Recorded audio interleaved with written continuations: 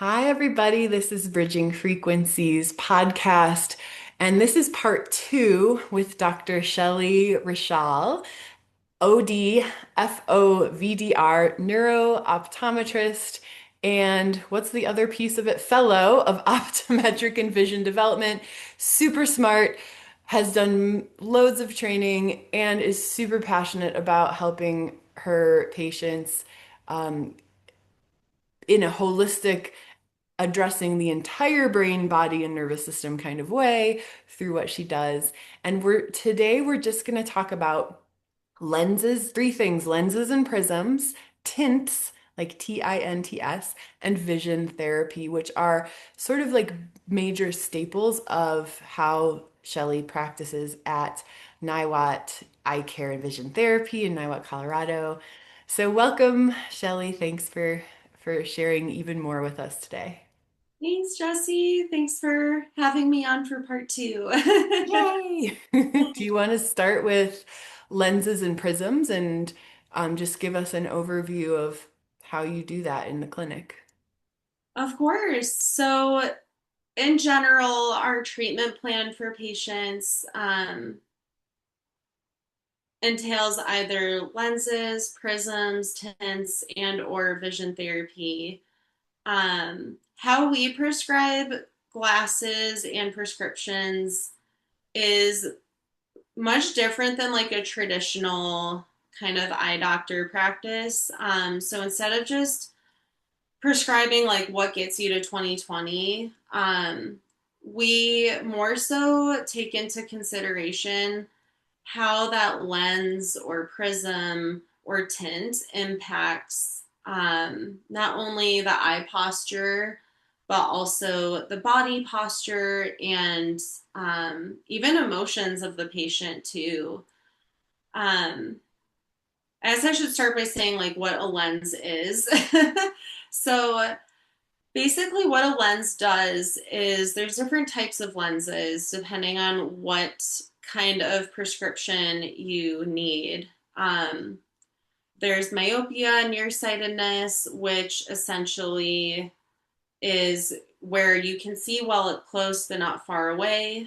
There's farsightedness, which is where you can see far away. Sometimes even far away is blurry too, though, depending on the amount of farsightedness. But in general, far away is a little bit clearer, and up close is even harder to see.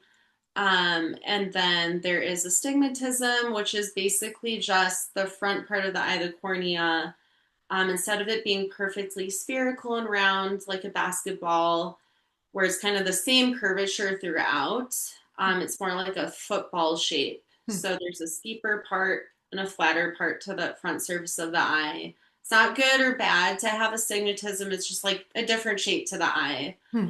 Um, and based on these conditions, the light that enters your eye will either focus in front of the retina, the back of the eye, behind it, or with astigmatism, it could be like a mixture depending on what's going on. Hmm.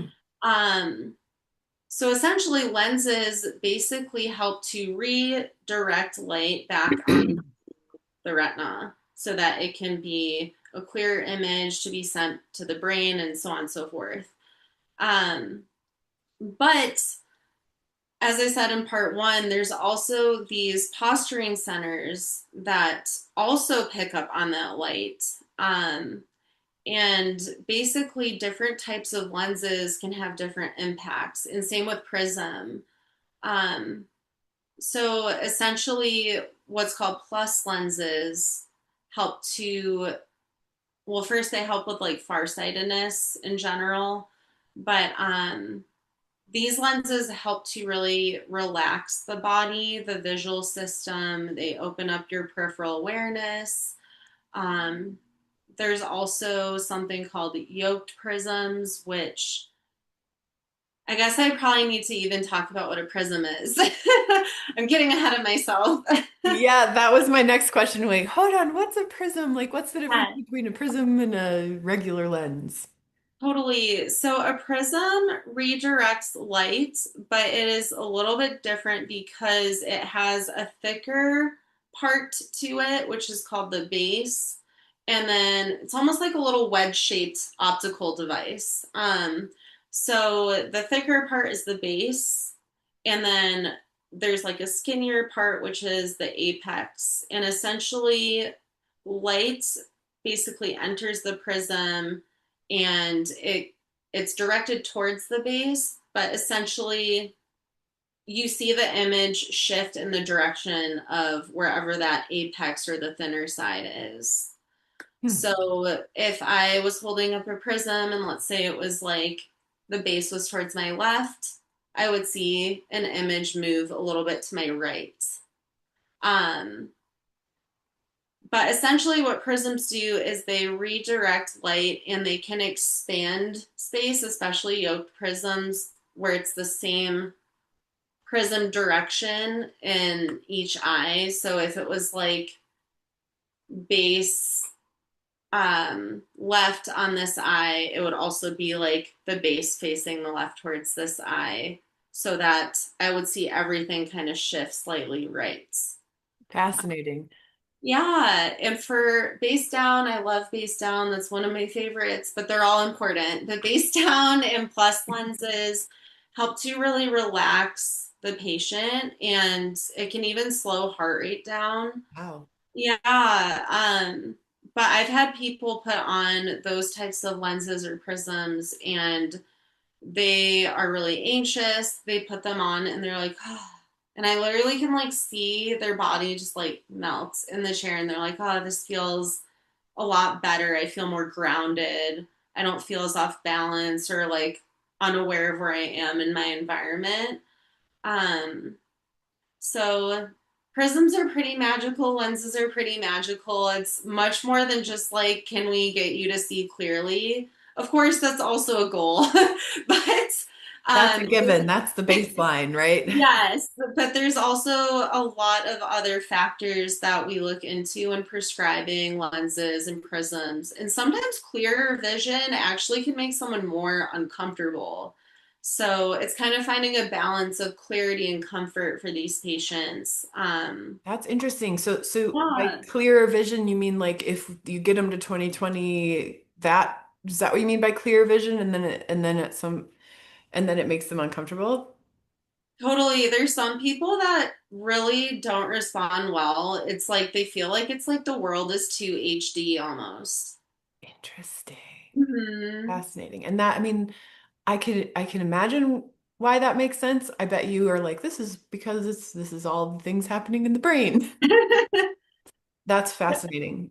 Essentially, the more blurred your central vision is, the more you rely on or emphasize that like peripheral vision, which is important for navigating space and understanding where you are and depth perception. But for more like fine depth perception, like very precise depth, of course, you still need 20/20 for that. But um, yeah, some people they like more of like a soft 20/20 or like a 20/25, and Hmm. that's just what's more comfortable for them, and it helps them navigate space better. So I don't always just like look at 20/20. I also look at how is the patient interacting with their environment and how are they feeling, and then I prescribe based on all of those things. That's awesome. Yeah, that's a what a beautiful sort of definition of holistic vision therapy versus just like, yeah. I can think of a couple of examples too where it's like, oh yeah, your range of motion is fine, but if that and that's based off of like 180 degrees, right? It's a number that and it's like, look at you, you're at 180, but if their other side goes to 195 because they're hypermobile or whatever, it's like you also have to contextualize this person's life and what feels good for their body. So love that so much. But Yeah. that's actually another thing too is really getting to know the patient and understand what visual tasks they need to do in their day, because someone going to school is going to have a different task than someone that's like a delivery driver or a teacher or someone that works in the office 9 to 5. So really being able to understand our patients and what they need to be successful in their everyday lives visually is definitely what we take into account when prescribing too. That's awesome. I love that so much. Very functional, very, just applicable to the individual instead of trying to package somebody into a protocol or a model that a lot of allopathic medicine ends up doing, unfortunately. Totally. Um, would you like to talk a little bit more about tints? Yeah, of course. So tints, similar to Syntonics, except tints you can actually wear full time, or you can wear it as a clip on and like put it on your glasses sometimes in situations where it would be beneficial and then like take it off. But Syntonics typically are worn for up to like 20 minutes per day. Um, and tints are something that you can have prescribed, like I said, really as much as you want.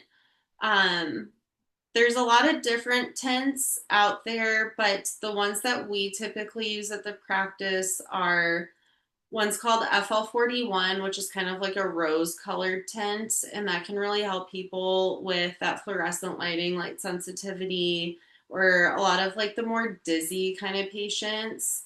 Um, we also have a blue tint and a purple tint, which is more going into that parasympathetic nervous system, helps to open the periphery more.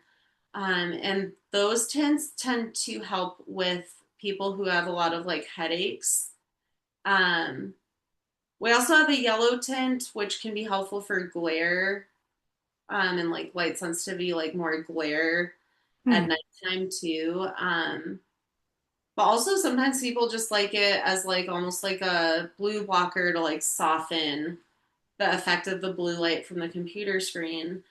Um, and then we also have a special type of tinted lens called the Avolux lens. And that one has been clinically shown to help people with migraines. And Cool. that one typically, or not typically, that one filters green wavelength of lights Hmm. only. Interesting. Mhm. Fascinating. Yeah, so a lot of our concussion patients like that too. Like it doesn't have to be a migraine, like even people that just present with like similar type of symptoms as a migraine patient also really benefit from that one. Gotcha. Very Mhm. interesting. And yeah, it's cool to differentiate between syntonics when, yeah, tints are like you would just wear it all the time potentially, or when you need to, and then syntonics is more of like a prescribed, like wear this for this amount of time per day. Yeah. Right. Mm, cool. And Cool. they both tap into the nervous system, but I would say Syntonics has much more options available based on what the patient needs for their nervous system versus there's like more select tints um, where you can make it lighter or darker, but it's there's only like so many colors that we can offer there. Gotcha. Mhm. Interesting. Yeah. Very cool. Can you talk a little bit about vision therapy and like maybe um, what that would look like and how that works at your clinic? Yeah, of course. So vision therapy, the easiest way I can put it is it's kind of like physical therapy for the eyes and the brain. So it's about strengthening that eye to brain connection. It's not like we're working on the eye muscles themselves. It's more so, like I said in part one, we're working on more of that like software system. So more of that processing of vision, integrating it with your central peripheral vision and all your other senses in your body so that you can function and navigate in your everyday life. So there's many different things we can do in vision therapy. We also use lenses, prisms, tint, um, like syntonics through the session. There's also we have these little, it's called local focal, but it's like a little pen light essentially.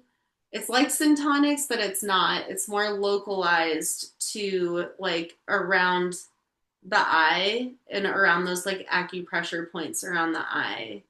So we can treat certain visual conditions with those. Um, Very cool. Yeah. And vision therapy in itself, it's like, it's so, there's so much I could talk about where it's like hard to even know where to start. Fair enough. Is there maybe like a way you could share a case or somebody who, without of course disclosing too many details, but just as just an example to ground it and land it, what a trajectory of vision therapy might have looked like for an individual?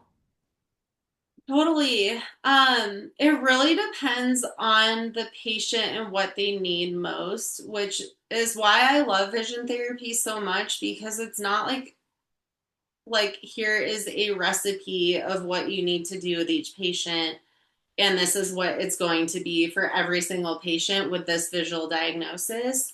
It's more so exploring in sessions where the patient is and what they need to get them to improve their visual skills from a standpoint where it's basically giving them activities that are new to their brain, so they have to learn and figure out how to use a new visual skill to be more efficient.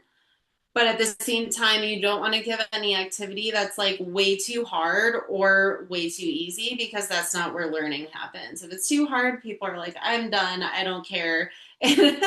Or they have a meltdown. If it's too easy, it's like, why are we here? We're not doing anything. We are just Totally. enforcing a skill you already have. So, really exploring how a patient uses their vision and meeting them where they're at, but also showing them, I would say it's like bringing an awareness to a patient of their visual system and showing them new experiences with their vision for them to learn, oh, I can actually do this, and this is how I can do it with my eyes. Um, and for me, the biggest thing is to always try to make my patient feel safe and like feel heard throughout the session so that they feel comfortable opening up to me. And there's no like right or wrong answer in therapy. It's just really what the patient experiences and helping guide them to learn more about their vision so they can improve it. Amazing. Yeah, it sounds ultra customized, like very much you're treating the person in front of you. And that alone, I think, heals medical trauma that so many people that I see and you probably also see Totally. happens, right? It's like, oh, now I finally am at this place where they're actually listening to me. They're actually addressing these deficits that big surprise, not to us, but to many people, is coming from the nervous system. And this type of therapy, this type of approach is how we interface with the nervous system in a way that helps it to regulate and heal. So, so cool that you're doing such great work. Is there any last piece you want to share before we close out? Um, I would just say that again, vision is more than 2020. um, if you are experiencing weird symptoms, definitely be seen by a provider who specializes. If you're here in Colorado, of course, you can come see me or Dr. Amy Chang. If we're too far from you, anyone with the title FOVDR after their name is excellent. And definitely advocate for the help you need to feel safe and feel comfortable being yourself and being able to do the activities that you need to do to thrive in life. That's Beautiful. with. Beautiful. Thank you so much. And where can people get in touch with you if they are interested in working with you or Dr. Amy? Can you share your website? Yeah, of course. So the name of the practice is Niwot Eye Care and Vision Therapy. We have our website, and my email is period RACHAL at niwotvision.com. And Dr. Amy Chang's email should be the same thing except Dr. Um, actually, I think I need to double check that before I That's say that. okay. I think just directing people to your website, I think is perfect. I'm going to go ahead and share the screen here and enable people to see. It's www.niwotvision.com, and people can learn more about you guys. They can book an appointment. If you're a provider here, you can refer a patient. And then, um, yeah, there's a lot of education on this website, which is also pretty awesome. And then is there like a practitioner locator for someone who is a functional optometrist? Like, is there a website we can direct people to if they're not in Colorado? Totally. So it would be FOVDR's website. It may Okay. still be COVD. We switched from that title to FOVDR, but they have a locate a doctor search on their website, Okay, and you fantastic. basically just yes, you Well, it looks like basically this isn't it, but here we go. there we go. Locate.covd.org. Does that sound right? Perfect. Yes. Awesome. So I just wanted to give people like, oh, if I want to find somebody that actually does this, because I would imagine some people are listening to this going, oh my gosh, this is so different than any of the vision support I've ever had. Uh, Totally. okay, super. So And located. they have a lot of excellent resources too on their website about like vision as more than 2020. Awesome. Fantastic. I'll drop this link below and your link to Niwot Vision below this video and anywhere that I'm posting this so that everybody can find the support they need and also great providers to refer to if the time comes where you have a patient you need to refer out. So thank you so much, Shelley, for such a great like deep dive. Yes, thank you. I always enjoy talking with you. Oh, and we might do another one sometime to do some more exploration of some of the cool tools and techniques that you use to support people. So everybody stay tuned for more of Shelley. Thanks so much, Shelley. Bye. Bye.